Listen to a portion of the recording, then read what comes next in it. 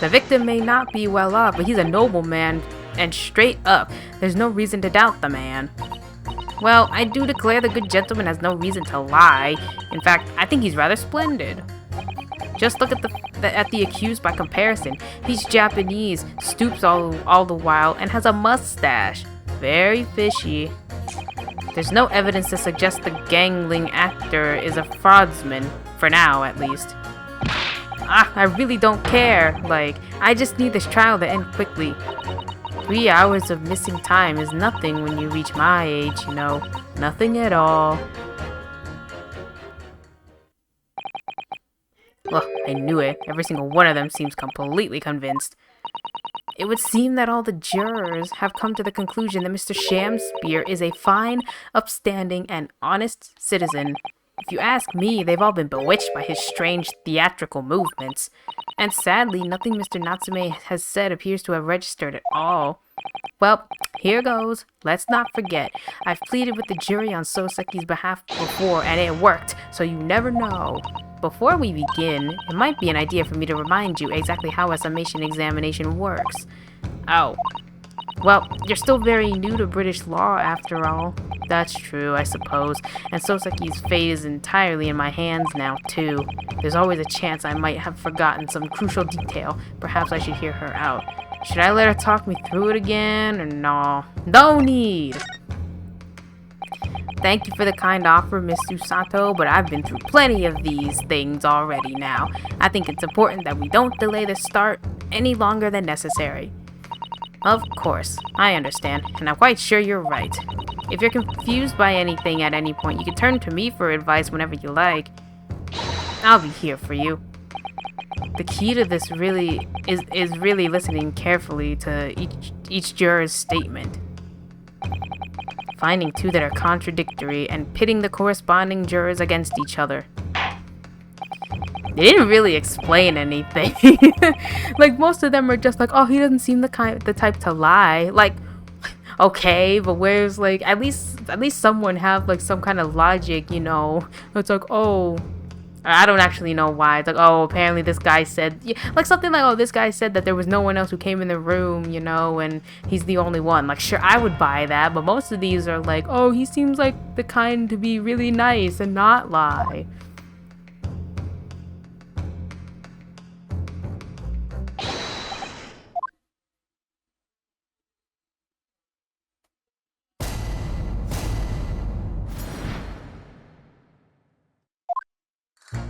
Let's see, the victim, he's a nobleman. Like, see?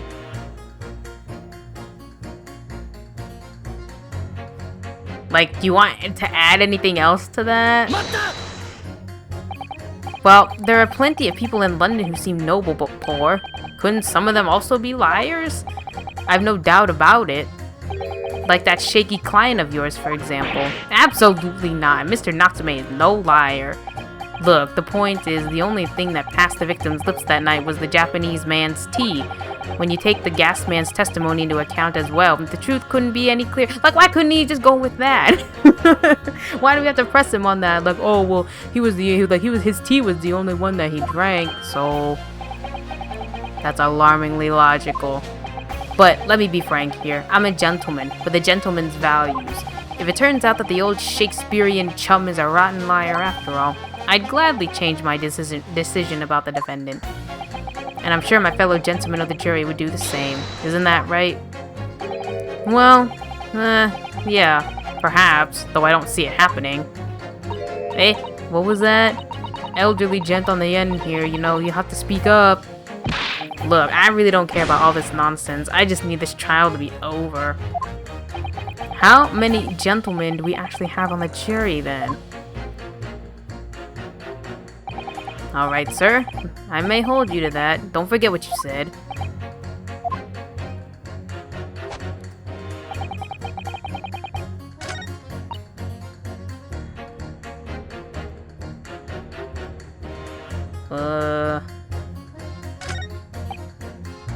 Wait, should I just press them all? Are you saying you believe the man to be trustworthy because he's rather splendid? No, that's not what I said. The point is, the man is the victim here. What reason would he have to lie? And yes, he is rather splendid. So you say, yet again. Meanwhile, the man who stands accused behaves so suspiciously, it's exhausting to look at him. I'm afraid he's not splendid at all. Splendid logic there, madam. Thank you so much.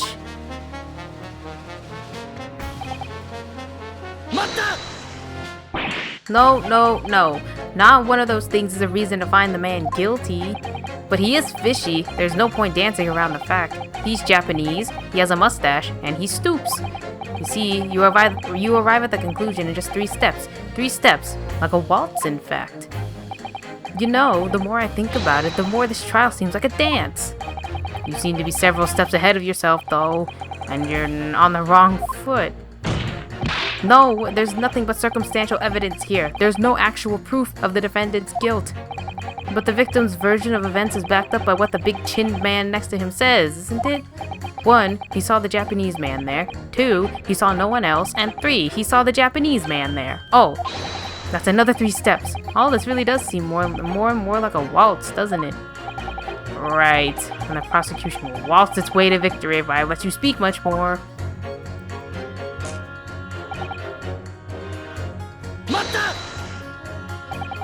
A fraudsman? What do you mean by that, madam?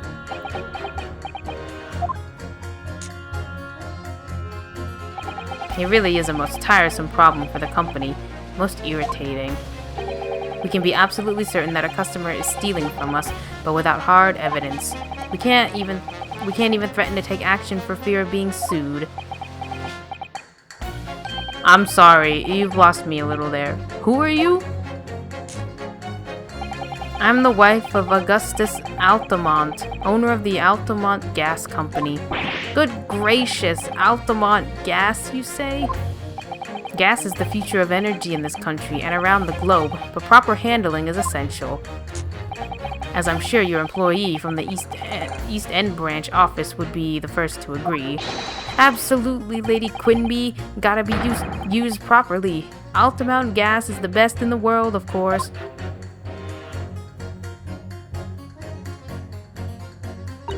Ah, I think we may have solved the mystery of the bow. Maybe bow. Right, he bowed in deference to his employer's wife, did he? Oh, so would I be right in assuming that the reason Mr. Meterman was watching Mr. Shamspear, what Mr. Shamspear was up to in his room? I'm afraid that there's no end to the lengths the population of the East End will go in order to steal our gas. So I really have no choice when the company identifies somebody as a possible fraudsman, but to dispatch a worker to watch the suspect day and night. We're very thorough in our investigations. So you mean Mr. Shamspear is... I wouldn't come out and say it in public, but you can finish that sentence with a grubby little gas thief. You have noticed the public gallery in here, have you? The eye of man hath not heard, the ear of man hath not seen. Faith, wouldst thou wound me with thy words, were I to let them penetrate the skin? But seraphs hear not insults, only choirs of angels in song. We may not have evidence yet, but my workers won't stop buzzing around you until they find it. And when they do, you'll find yourself blasted back to your angelic heights in an Altamont gas explosion. So Mr. Shamspear has been stealing gas. I wonder, juror number 4, if you wouldn't mind adding that information to your statement? My pleasure. Was it the bit about ripping that thief apart you enjoyed? A little before the part about abject violence, if it's not too much trouble? Yes, of course. This could be it. This could shift the balance. But we don't know if he's stealing gas. That's the problem. Okay. Sir, did you hear this? Those two statements clearly contradict each other. My good gracious, to whose statements do you refer, counsel? Juror number 1. Hey, what are you yelling about, lad? I presume you've heard juror number 4's statement made by the wife of the owner of Altamont Gas? Well, yes. The victim, who you claim to be a noble, straight-up man, in fact turns out to be a common thief. So the good lady says, but there's no evidence, is there? You and I both heard them say as much. It's true, we don't have evidence as such, just yet. But the claims aren't baseless, you know. What? You heard me, seeing as his operation has already been compromised. I would suggest that the court hears testimony from our East End branch office employee over there. I'll do whatever you say, my lady. Gasman's honor.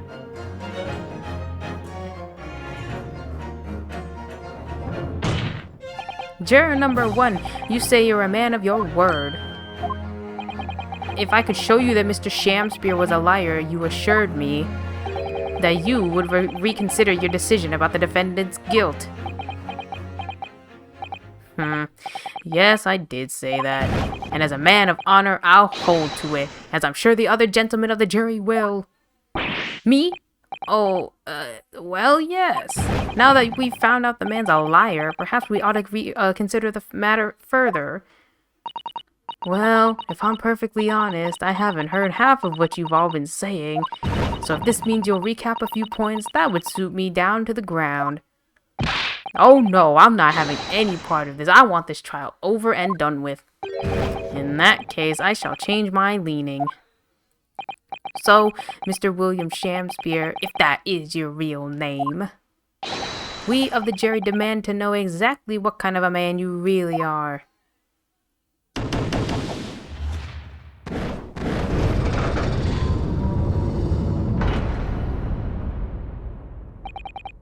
That's 4 jurors. 4 for not guilty. Yeah, victory. Order! Well, this is quite extraordinary, I must say. As a result of the defense's summation examination, the jury's leaning has changed. Now only 2 jurors say guilty, whilst 4 say not guilty.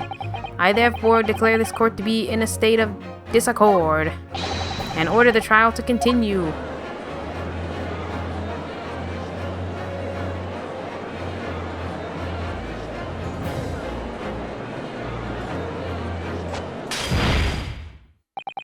You have spoilt the bouquet, Mr. Shamspear. The ladies and gentlemen of the jury now find they are unable to trust you, the victim. But you gods will give us some faults to make us men mean, so God mend me, I do swear. This gas man speaketh that which concerns him most, not but gas, not but thin air. Aye, it burneth bright a while, but it hath no substance, and it doth reek foul. Oi, what'd you say? Do I take it, Mr. Shamspear, that you deny the allegations of gas thievery? Most heartily, my lord. Hast thou forgot? I am as a seraph, an angel, noble of mind, sweet of nature, and verily, honest of heart. You flowery-mouthed, pompous beanhole, just 'cause I haven't got the evidence yet. Mr. Shamspear, if, in fact, you are not noble of mind, sweet of nature, or honest of heart, if you are a liar, then your testimony should have no sway in this courtroom. It is my considered opinion that at the present time no other possible culprit of this crime has been identified. All testimony heard by the court thus far heavily implicates the defendant. In short, it would not be unreasonable at this stage for me to rule on the case. Oh no.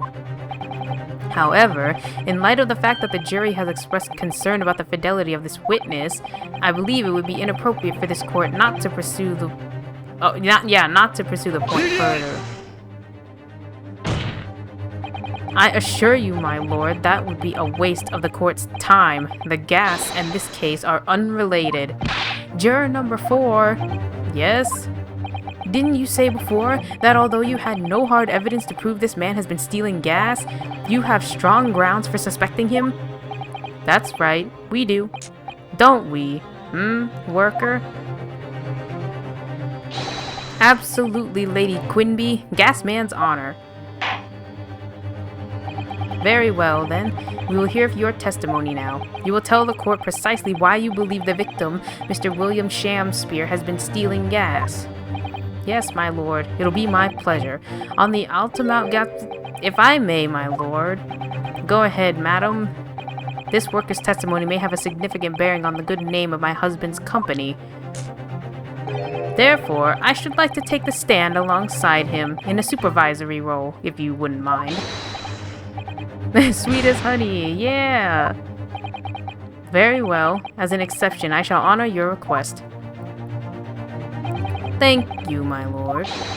You wait till the boss gives you an earful. Ooh, it's gonna sting. You mark my words.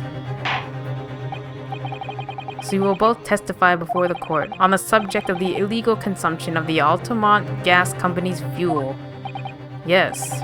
Is that clear, my good man? Clear as Altamont gas, my lady, which is the clearest in the world.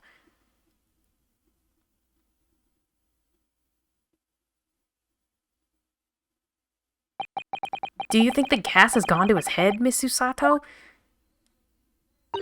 I think the man is just a very dedicated employee.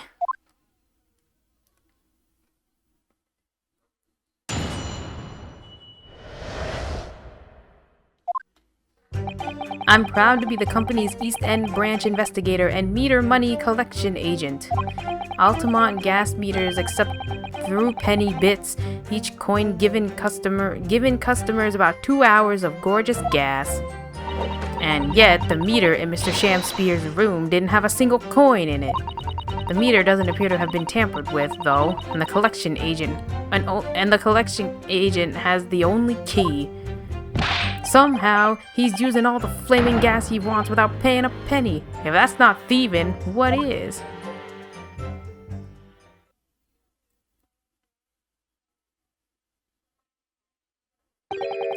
Pray forgive the discourtesy. The irrelevance of this testimony caused me to turn to my hallowed chalice. What do you mean by that? Remarked Lord Van Zykes. Did the mustachio Japanese poison the gangling excuse for an actor, or didn't he? That is all that should concern this court, and yet now we must listen to this abhorrence. Clearly, what separates the vast British Empire and your Eastern Island nation is more than geographical distance. What? But this could turn out to be a crucial testimony. The cross-examination must go ahead. Do what you will. Lord Van Zykes appears to be in a violent mood. Yes, he does. An attempted poisoning and an incident of gas theft with no supporting evidence. It's true that they would appear completely unrelated at first glance, but I wonder, the truth tends to be buried in the most unusual places, and the first step in uncovering it will be to establish just who and what this man really is.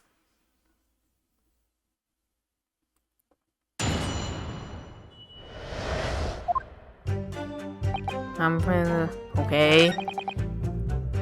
Okay, it didn't have a coin. Out of interest, how long has this been going on? Weeks and weeks. He's been pinching gas off us for ages. And you've examined the meter in Mr. Shamspear's room, I take it? Naturally. We took it off the wall and went over it with a fine-tooth comb. And found nothing suspicious at all, I presume? No, I'm afraid we didn't. Which is exactly why I demanded a new type of meter to be produced. One with an indestructible lock. The Shamspear Special. That sounds like it would have cost an awful lot of 3-penny pieces. But even after all that, the rascal's meter was still empty. I'll never forget the humiliation when I opened up the money box and found it there. You what? I said, you what? And the look on his face, that smarmy smile of his. I pulled the meter straight off the wall and took it back to the office. But you know what? Nothing. Not a trace of it being jemmied open anywhere. Not a single sign. And what's happening to my salary as a result? Down by 3 shillings a day. That's what. A life-threatening situation in a number of ways. Incidentally, what became of that meter? Nothing became of it. I've still got it. Oh. Right here. No wonder they call you Meter Man. I think it would be prudent for the court to sequester this item while the trial is ongoing. Okay, I think I can examine it. Oh. That's a very sturdy looking padlock, isn't it? And the money box is sealed with beeswax, too. So if Mr. Sholmes were to get up to any mischief, he'd be found out immediately. A mischief of that kind is not the sort of thing that Mr. Sholmes would... You know you didn't finish that sentence, don't you? Well, anyway, it's understandable that the gas company would want to safeguard the money that's rightfully theirs. But it does feel a little over the top, perhaps, doesn't it?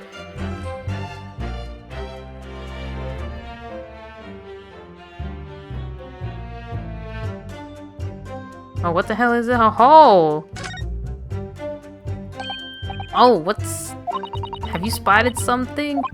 Just here. There's a little hole. Do you see? Goodness, you're right. I wouldn't have noticed. It's not a very neat hole, isn't it? Not professionally made, I'd say.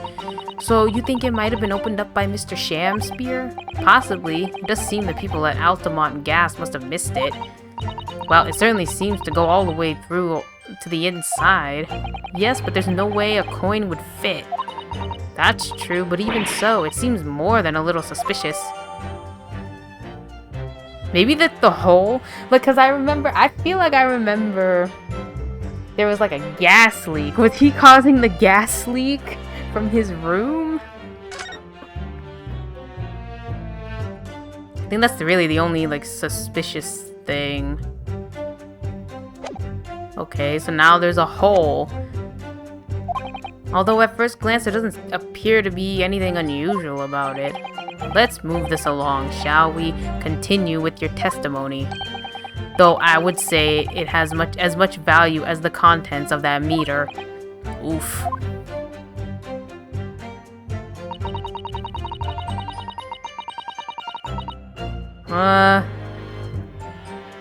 Nope, it was tampered with. There's a hole.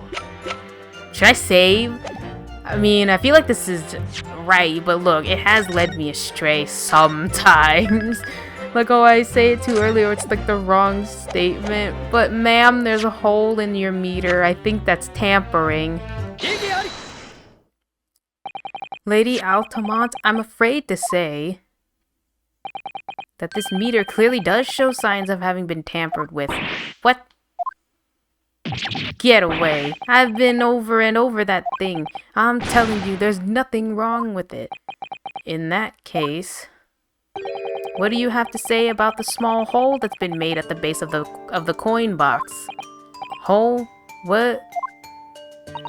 Oh, you're right. You're quite right. There's a little hole here. Oh, so he was like putting coins in and then they would like, it wouldn't get stuck in the box. Like he would, oh, I see. That's, okay. I didn't know it was the coin box. I thought that's like where the gas goes or like is filtered. So, okay. If it's just the coin box, I think it might be okay. But I mean, it could still cause a gas leak and shit. The meters aren't supposed to have that. None of the others do. In other words, we can assume that Mr. Shamspear secretly opened up this hole himself. Yes, I wouldn't be all that surprised, but why? Yeah, why? I mean, it's tiny. You couldn't get a farthing through that. Lady Altamont, I wonder if you could give the court some more details about your meter design. What sort of details? Well, what I'd specifically like to know, I guess how it differentiates coins. How does the meter tell the difference between different coins? What do you mean? Well, for example, if someone were to put in 1 penny coin, a 1 penny coin, that wouldn't work presumably, would it? No, of course not. So, well, how does the meter know that the coin has been fed is a through penny bit? Oh, I see what you're getting at now. The meter tells coins apart by their shape and size, which includes their thickness. A threepenny bit is about 3/4 of an inch in diameter, you see. Other coins just won't fit. Oh, I see. It's clearly been very well thought out. The witness will amend her formal testimony with that information. As you wish, my lord. Oh, wait. Yeah, there was a bar of soap, wasn't there? There was like a bar of soap that had like an indent in it. So what is this? Look at this bar of soap. There's a circular depression on this side. It's about 2 centimeters across. Or 3/4 of an inch. Oh, do you think? We did find this soap at the scene, didn't we? Yeah, there were 2 bars on that little ledge just outside the window. So we took this one. But I'm sure that when we first found it, there was some sort of reddish medallion in the middle there. I remember it clearly. Yeah, but there's no signs of it now. Where could it have gone? Oh, what the hell? Yeah, I do remember that. There's like a red circle in it.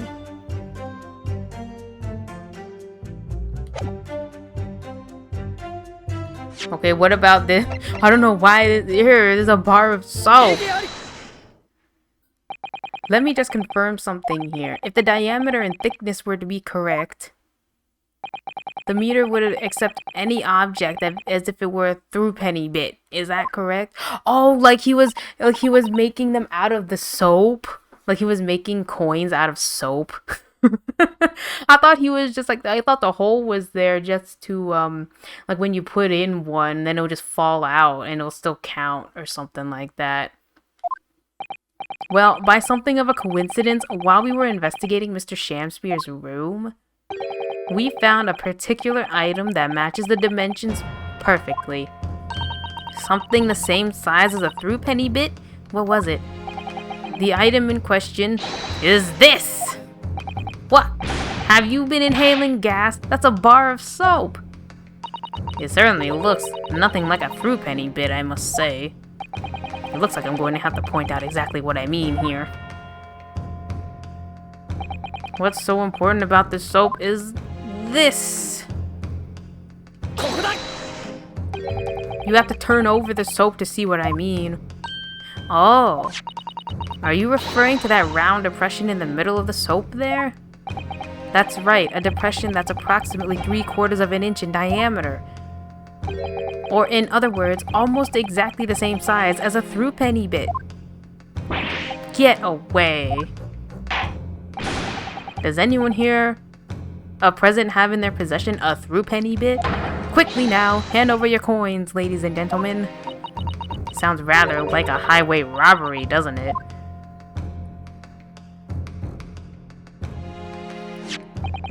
Thanks to a kind member of the public in the gallery, I have here a threepenny bit. Now, to see if it fits. My word, it couldn't be more snug. Yes, as I suspected. This, without a doubt, is a vital clue to explain how the Altamont Gas Company is being defrauded. Well, I don't believe it.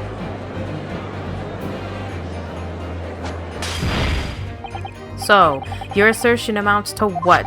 That some inferior bar of soap has a tentative connection to the theft of gas? Yes. The depression in the soap was clearly made by a threepenny bit. I must concur, at least, that pushing a coin with some force into a poor quality bar of soap such as this is a remarkable simple way of replicating the coin's shape. And then you could use, well, some melted wax or something to pour into the mold, and you can make fake coins in no time.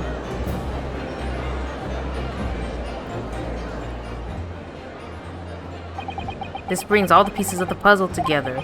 It's the method Mr. Shamspeare has been using to steal the gas. That's the missing link.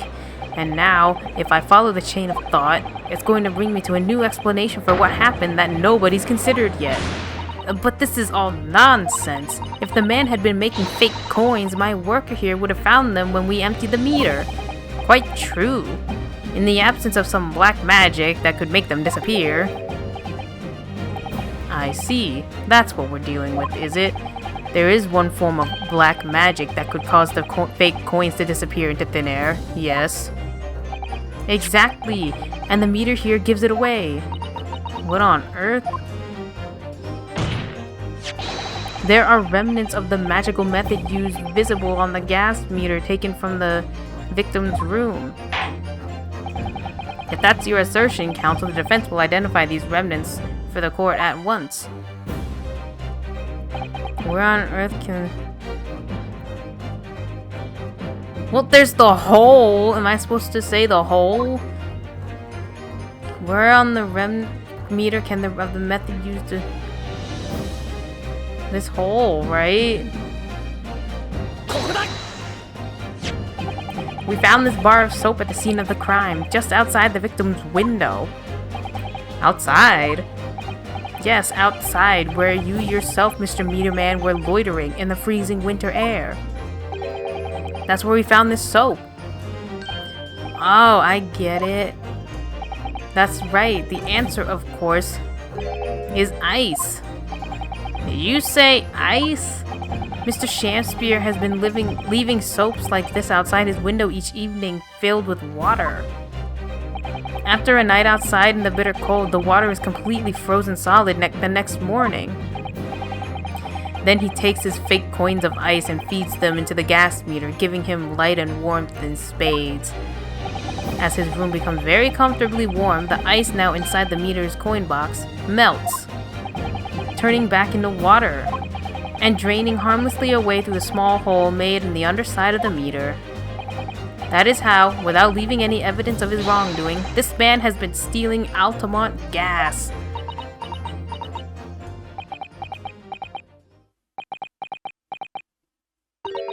Just like that. So simply. Is he trying to make us look like idiots? He's been fooling us all with some bars of soap and some water? That's right, madam. I don't believe it. It can't be true. Do you have any idea how much money we spent to develop that new meter? And now you have the audacity to suggest that a bit of soap and some water can render it totally useless? I'm fairly sure I didn't design it. Evidence. Sorry? I want evidence. If you're going to stand there and tell me our meters are rubbish, I want to see proof. She's very good at enforcing accountability, isn't she?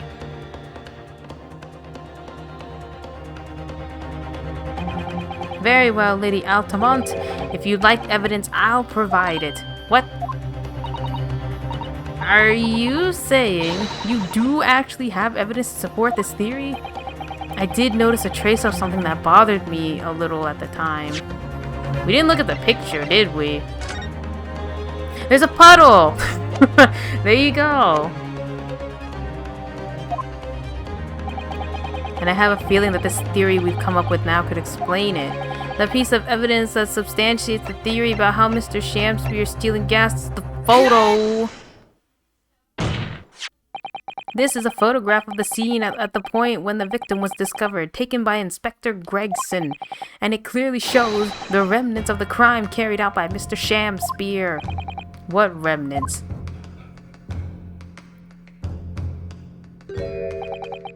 Here you can see the gas meter on the wall in Mr. Shakespeare's room. Now look closely at the floorboards directly underneath it. What is that? Some kind of a grubby stain? Almost certainly, it's a water stain resulting from the liquid that drained out of the hole made in the meter. If one coin gives around 2 hours of gas usage and the occupant was heating his room in all his waking hours, we can imagine he would have used around 10 of his fake coins each day.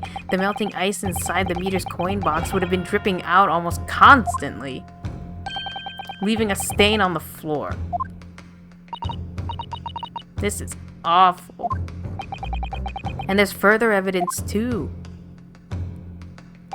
Mr. Shakespeare is slumped over his table, apparently having consumed poison. Poison. And right there next to him is a bar of soap broken in half. You're right. It would appear to me then, counsel, that the man was eating the soap, was he? Pardon me for disagreeing with your lordship, but Certainly not. He didn't beat around the bush there, did he? In truth, Mr. Shamspeare was found with a fork in his hand. A meal of soap is sounding increasingly likely, Lord Van Zyke. You mean to say he was using that fork to... Yes. To extract a frozen coin from the bar of soap. But the bar broke in half. So perhaps it didn't go very well. Good gracious.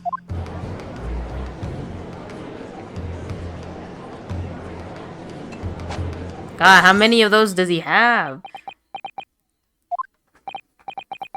Lord Van Zyke? I was throwing my hand up in despair and happened to catch my hallowed bottle on the way. Pray forgive my mistake. What is the meaning of this council? Allow me to pose my learned friend a question. What exactly did you establish with your most recent cross-examination? Well, that Mr. William Shamspeare is a liar and a thief. In other words, that his testimony is unreliable. That's it. That's exactly it. Very well. Let us assume that the man is a liar. Now, allow me to pose another question. What possible difference does that make?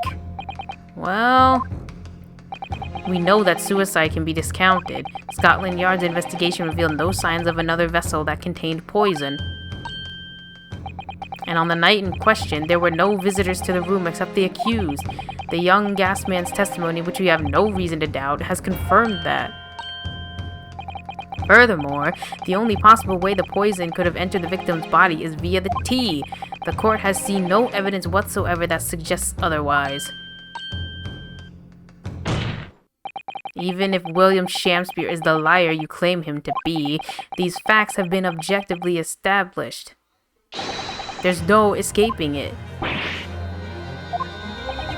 Therefore, in light of these facts, the prosecution calls for an immediate adjudication. You... What?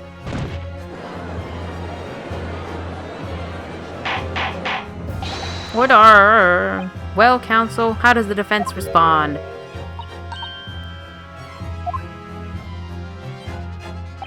What was the point of that last cross-examination? Did it actually get us anywhere? Or did it make no difference at all, like Lord Van Zyke is saying? No, it did. No, this isn't over. The defense will not rest. What? But counsel, you've successfully explained everything. You've identified and substantiated the unscrupulous method employed by Mr. Shamspeare to consume gas. What more is there to discuss? Lord Van Zyke has just highlighted 3 facts in order to make his point, but contrary to what he would have the court believe, not all of them have been objectively established at all. What are you trying to say, my knee pony's friend? At least one of those so-called facts is an assumption made due to a lack of evidence. But the situation has changed now, following the cross-examination of the latest witnesses to take the stand. Don't be absurd. What is this nonsense? Yes, when you bring everything you've learned so far together and consider it as a whole, it's clear. There's a question that we need now need to reconsider, namely, I think was the poison in the tea, but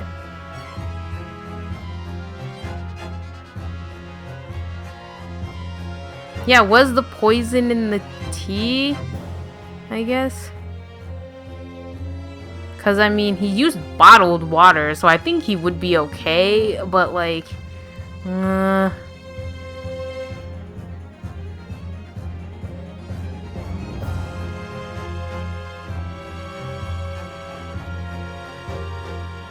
Oh, and he said, in Soseki, he said that the water pipes were frozen. Oh, wait, yeah, so how did he get water to ice these, yeah, wouldn't you need to fill the hole with water to make the mold? No, was it poison? Yeah, was the poison in the tea? We've all been led to believe that the poison that afflicted Mr. Shamspear was in the tea brought to him by Mr. Natsume, but that's conjecture at best. And also because they couldn't check. So, the victim has testified that nothing else passed his lips that night. There is no other possibility. And since there was no trace of the tea left at the scene, it couldn't be tested. Well, that's why we need to, question it a little bit more. As I said, the situation has changed, because in fact, some of Mr. Natsume's tea was left at the scene, and a particular piece of evidence proves it. A ludicrous claim. Scotland Yard detectives investigated the scene exhaustively. What evidence are you suggesting they missed? Oh, because the water pipes were frozen and he didn't have water to put in the hole, he put the tea? Is that why it was red before and now it's gone because it melted? Present your proof. What evidence? It's the freaking soap. He put it in the soap to freeze. The tea. Wow, he used all the tea for this one thing of soap? The soap again? The same bar the victim used to fashion his coins of ice? Oh, he was freezing the coin. Oh, wait. Yeah, that's right, my lord. It just came back to me. Something about when we first found this bar of soap at the scene yesterday. It's more bars of soap.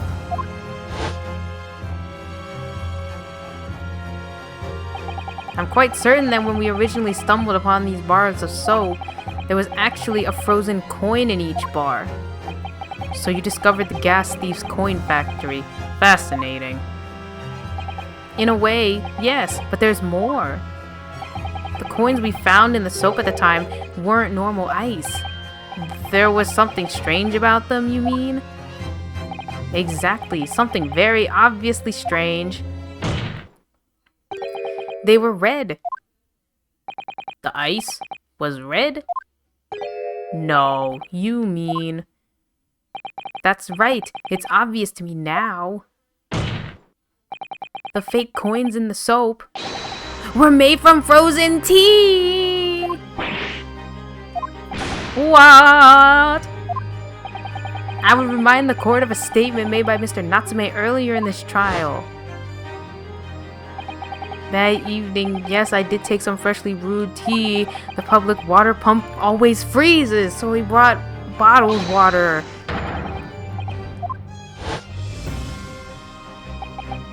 Yes, I believe there had been a snowfall that day. It was particularly cold. Sadly, on such occasions, the poorly constructed water mains in the East End are prone to freezing. So on the night in question, Mr. Shamspear, having no running water to use, was forced to use the tea brought by Mr. Natsume in order to make his fake coins. My word! There were 2 bars of soap on the window ledge when my judicial assistant and I investigated the scene. We should have taken a picture. How do we not, Mr. Sholmes, do you not have a fucking picture? How can we prove that? I mean, I guess we wouldn't we wouldn't lie about it, but at least if they were hey yo, you gotta show us, we weren't there, how do we know that you aren't making that weird shit up? I mean, it does explain why you couldn't, there was no tea at the scene, but whatever. Okay, that's right, we only borrowed one of them, which means that even as we speak, some of the defendant's tea is still present at the scene of the crime, frozen solid in a bar of soap outside Mr. Shamspear's window. Extraordinary. Earlier today, Inspector Gregson informed the court that if even 1 drop of the tea remained, Scotland Yard would be able to analyze it for poison. As such, we are now in a position to prove or disprove what was until now been mere conjecture. By finding out for sure whether or not Mr. Natsume's tea actually contained poison at all. You smug Nipponese. My lord, we cannot do the defendant the injustice of passing judgment now. The police should be dispatched to recover the remaining bar of soap from the scene at once, and the defense requests a thorough analysis of the frozen tea still embedded in it, to determine whether or not it contains any poison. Bailiff! Bailiff! Instruct the police to attend the scene at once. Yes, my lord. Understood.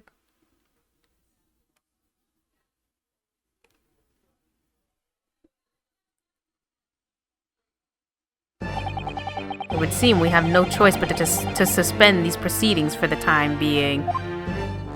I trust you have no objection, Lord Van Zykes? None, my lord. Scotland Yard will recover the tea from the scene and carry out the requisite tests immediately. The trial will resume at the same hour tomorrow. The prosecution and defense may conduct further investigations as appropriate in the interim. Oh, so we get an extra investigation day? Yes, my lord.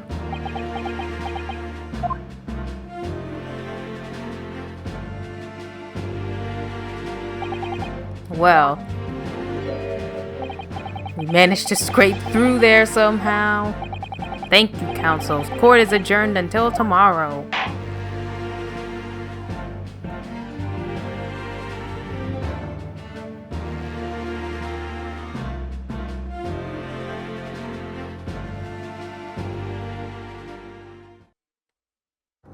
Damn, that was some crazy shit, though.